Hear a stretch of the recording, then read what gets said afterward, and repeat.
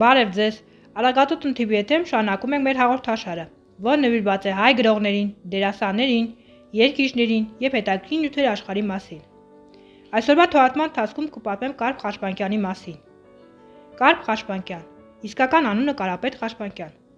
ծնվել է 1923 թվականի հունվարի 23-ին։ 1928 թվականին նրա ընտանիքը տեղափոխվել է Թիֆլիս։ 1941-ից 1944 թվականներին սովորել է Թբիլիսի կինոստուդիայինքի դերասանական դպրոցում։ 1944 թվականից մինչև կյանքի վերջը աշխատել է Երևանի երաժշտական կոմեդիայի թատրոնում,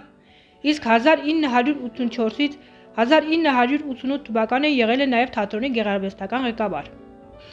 Նրա բեմական դերերից են Բոնի Սիլվա, Ալդեմարո, Պարերի ուսուցիչը,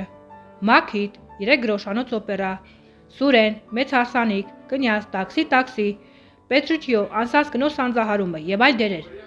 Նկարահանվել է ֆիլմերում Գրիգոր Արարատյան, Դաշտի աղջիկը, Սուրեն Էլիզբարով, Պատվի համար,